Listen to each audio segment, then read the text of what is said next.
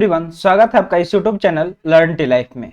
तो इस वीडियो में हम डिस्कस करेंगे व्हाट इज रेड टाइड। ये रेड टाइड क्या होता है इसके बारे में, और कुछ यहाँ पे इंपॉर्टेंट टॉपिक्स जो आप देख सकते हैं। टॉपिक्स है what is the cause of red tide, red tide का कॉज क्या होता है, when does red tide occurs, ये जो रेड टाइड होता है ये आखिर कब होता है, does algal bloom occurs in India, और जो ये एल्गाम ब्लूम है वो क्या भारत में भी होता है, why does the west coast have more algal bloom than east coast of India. अगर इंडिया की बात करें तो वेस्ट कोस्ट में ज़्यादा क्यों होता है in the comparison of east coast. ठीक है, तो ये सारे इंपॉर्टेंट टॉपिक है जो इस वीडियो के थ्रू कवर करेंगे। तो चलिए वीडियो को शुरू करते हैं। उससे पहले लाइक कर दीजिए, और अभी तक चैनल को सब्सक्राइब नहीं किए हैं तो जल्दी से चैनल को सब्सक्राइब कर लीजिए। ये हमारा सोशल मीडिया है, इसका लिंक आपको वीडियो के डिस्क्रिप्शन बॉक्स में मिल जाएगा, तो जाके जल्दी से ज्वाइन कर लीजिए, और एक बारी से कमेंट सेक्शन में जल्दी से जय हिंद लिख दीजिए। तो चलिए देखते हैं इससे जुड़े कुछ इंपॉर्टेंट पॉइंट्स।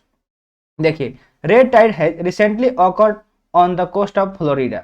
तो अगर बात करें रेड टाइड्स का, तो इसे हाल ही में देखा गया कहाँ पे, तो फ्लोरिडा का जो कोस्ट है वहां पे इसको देखा गया है। कहाँ पे ये आया था, तो फ्लोरिडा के कोस्ट पे। It generally disappear bye spring, और ये जनरली किसके द्वारा डिसअपियर हो जाता है, तो स्प्रिंग के द्वारा। ठीक है, जब स्प्रिंग आता है तो उसके थ्रू ये क्या हो जाता है, डिसअपियर हो जाता है, यानी कि गायब हो जाता है। It has been found since 1800s in the Gulf of Mexico, और इसको कब से पाया जा रहा है, तो ये जो रेड टाइड है ये 1800 से ही आते आ रहा है, और गल्फ ऑफ मैक्सिको में इसको ज्यादा पाया गया है। कहाँ पे, गल्फ ऑफ मैक्सिको में इसको फाउंड किया गया था। Swimming in or near the red tide waters can cause skin irritation, rashes, irritated eye and burning। अगर जब रेड टाइड आता है और उस दौरान अगर आप पानी में स्विमिंग कर लेते हैं, तैर लेते हैं या नहा लेते हैं, तो उसके वजह से आपको बहुत सारे प्रॉब्लम देखने को मिलेंगे, जैसे कि स्किन इरिटेशन हो जाएगा, यानी कि आपका स्किन में खुजली वगैरह होने लगेगा, रैशेस हो जाएंगे। ठीक है, और इरिटेटेड आई एंड बर्निंग, जो आंख होता है उसमें इरिटेशन होगा। ठीक है, आपको आंख जलन होगा। ठीक है, और बहुत तरह के प्रॉब्लम हो सकते हैं। तो जब भी रेड टाइड्स है तो उसमें स्विमिंग नहीं करना चाहिए। अब चलते हैं नेक्स्ट टॉपिक की तरफ। अगला टॉपिक है what is red Tide.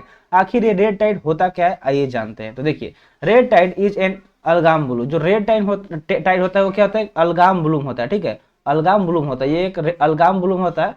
The ocean plants living in the sea bloom uncontrollably and cause a bloom. जो देखिए, जो भी पेड़ पौधे हैं जो ओशियन में पाए जाते हैं, महासागर में पाए जाते हैं, ठीक है, वो क्या होते हैं, बहुत तेजी से ग्रो करते हैं, यानी कि वो अनियंत्रित तरीके से ग्रो करते हैं, और वो एक बार क्या करते हैं, वो एक ब्लूम कॉज करते हैं। क्या करते हैं, ब्लूम कॉज करते हैं। The bloom cause by red colour algae is called red tide. और जो ये ब्लूम किसके द्वारा होता है, जो रेड एल्गाई होता है, यानी कि जो लाल कलर के जो एल्गाई पाए जाते हैं महासागर में, नीचे उसके जो निचला सरफेस होता है वहां पे, तो उसको ही रेड टाइड बोला जाता है। उसको क्या बोला जाता है, रेड टाइड बोला जाता है। ठीक है, it is harmful to fish. ये ज्यादातर हानिकारक किसके लिए होता है, फिश के लिए होता है, या फिर जो भी मरीन मैमल्स होते हैं, यानी कि जितने भी जलीय स्तनधारी होते हैं। And also has harmful effect on humans, और इसका हानिकारक प्रभाव ह्यूमन्स पे भी देखने को मिलता है। जैसे कि आपको शुरू में ही बताया थे कि आई इरिटेशन हो जाएगा, स्किन इरिटेशन हो जाएगा, रेसेस देखने को मिलेंगे। तो ये सारे क्या कॉज होंगे, रेड टाइड्स की वजह से। और रेड टाइड आखिर होता कैसे, तो जो भी मतलब अनकंट्रोलेबली तरीके से जो ग्रो होते हैं, जो एल्गाई और रेड कलर के होते हैं, उसके ही ब्लूम होने से रेड टाइड आता है। अब बात करते हैं कि what is the cause of red tide. अगला टॉपिक क्या है कि रेड टाइड का कारण क्या है, आइए जानते हैं। तो देखिए, red tide is cause by toxic algae species known as Karenia brevis. देखिए, एक टॉक्सिक मतलब क्या होता है, जहरीला एल्गाई होता है, जहरीले पदार्थ वाला एल्गाई होता है। ठीक है, ये एक प्रजाति है। ठीक है, और जिसका नाम क्या है, करेनिया ब्रेविस। उसका नाम करेनिया ब्रेविस है, उसके वजह से ही ये कॉज होता है, उसके कारण ही ये उत्पन्न होता है। It occurs when the algae multiply in large number and form blooms। तो ये कैसे, इसका शुरुआत कैसे होता है, जब एल्गाई बहुत ज्यादा मात्रा में अनियंत्रित तरीके से जब बढ़ने लगते हैं, तो क्या होता है कि एक ब्लूम होता है, और उसके वजह से ही रेड टाइड का फॉर्मेशन होता है, resulting in water turning reddish brown. और जैसे ही ये होता है उसके वजह से क्या होता है, जो पानी होता है वो रेडिश ब्राउन में चेंज होने लगता है, उसका कलर किस कलर में आने लगता है, रेडिश ब्राउन में हो जाता है। द एल्गाई प्रोड्यूस ब्रीवेटॉक्सिन, और वो जो एल्गाई होता है वो ब्रीवेटॉक्सिन को प्रोड्यूस करता है, इसको उत्पन्न करता है, which are fatal for aquatic life and capable of making human sick.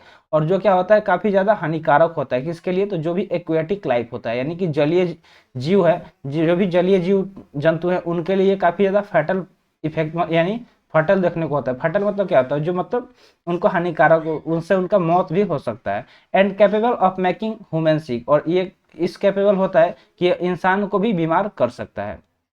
It could also block out the sunlight and depletes the water's oxygen level, और इसके वजह से क्या होता है, ब्लॉक कर देता है जो सनलाइट होता है, यानी कि जो सनलाइट नीचे नहीं जा पाता है समुद्र या महासागर के निचले सतह पर, और जो ऑक्सीजन लेवल होता है उसको डिप्लेट्स कर देता है। वाटर का जो ऑक्सीजन लेवल होता है उसको क्या कर देता है, डिप्लेट्स कर देता है। It was responsible for the death of over 2000 tons of marine life between 2017 and 2018।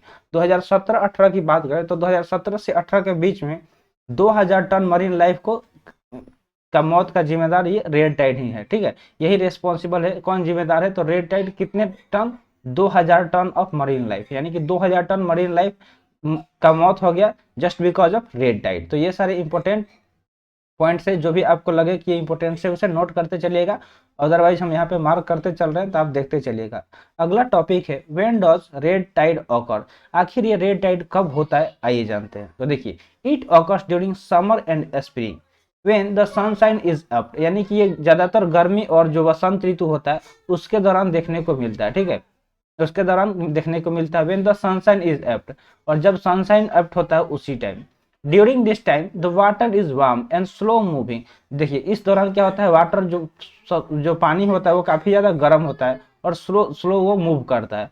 Also the water is in rich in nutrients as the river are free from ice and are adding more nutrients to the sea. देखिए गर्मी के दिनों में क्या होता है कि पहाड़ का जो बर्फ वगैरह होता है वो पिघलना शुरू हो जाता है, और जो बर्फ पिघलता है तो नदी में पानी काफी ज्यादा देखने को मिलता है, और जो नदी होती है वो अपने साथ बहुत सारे न्यूट्रिएंट्स लेके आती है, और जिसके वजह से समुद्र में जो होता है न्यूट्रिएंट्स का मात्रा बढ़ जाता है। ठीक है, as the river are free from the ice and are adding more nutrients to the sea, तो देखिए क्या करता है, काफी ज्यादा न्यूट्रिएंट्स समुद्र में प्रोवाइड कर देता है।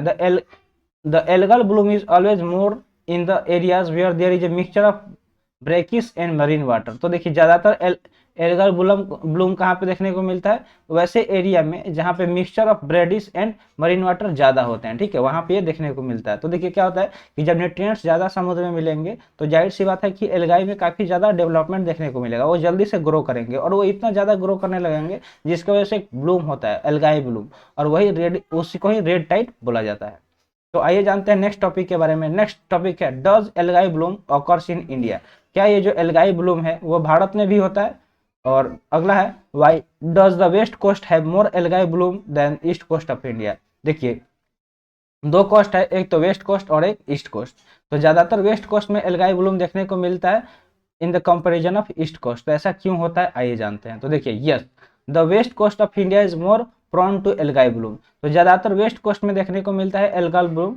Algae like diatoms, cyanobacteria, haptophytes and raphidophytes cause an algal bloom in India, तो ये सारे क्या है, कॉज हैं जिनके वजह से क्या होता है कि एल्गल ब्लूम देखने को मिलता है भारत में। Most of the algal bloom occurs during the retreat of south west monsoon and also during the pre monsoon period, तो ज्यादातर कब देखने को मिलता है, मानसून पीरियड और प्री मानसून पीरियड के टाइम में आपको देखने को मिलेगा। The temperature and the condition are more favourable than that of the east coast, और ये जो इसका जो टेम्परेचर होता है ज्यादातर फेवरेबल होता है किसके, ईस्ट कोस्ट के कंपेयर में। ठीक है, east coast is more nutritious than west coast, और जो ईस्ट कोस्ट होता है वो ज्यादातर न्यूट्रियस होता है in the comparison of west coast, as it has more number of rivers draining, क्योंकि यहाँ पे काफी ज्यादा संख्या में नदियां ड्रेनिंग करती है। But the temperature and water current are more suitable on the west coast, जबकि अगर बात करें टेम्परेचर यानी कि तापमान और वाटर करंट का, तो ज्यादा सुटेबल कहाँ पे है, तो वेस्ट कोस्ट में है। So more algal bloom occurs in the west coast of India, जिस वजह से क्या होता है कि एल्गल ब्लूम ज्यादातर वेस्ट कोस्ट ऑफ इंडिया में देखने को मिलता है। तो आई होप आपको सारे पॉइंट क्लियर हो गए होंगे। तो आज के लिए इतना ही, आज का सेशन यहीं पर समाप्त हुआ। सेशन कैसा लगा कमेंट सेक्शन में जरूर बताइएगा, और ऐसे ही इन्फॉर्मेटिव वीडियो पाने के लिए आप हमारे चैनल को सब्सक्राइब कर लीजिए। तो मिलते हैं फिर अगले वीडियो में। थैंक्स फॉर वॉचिंग, जय हिंद।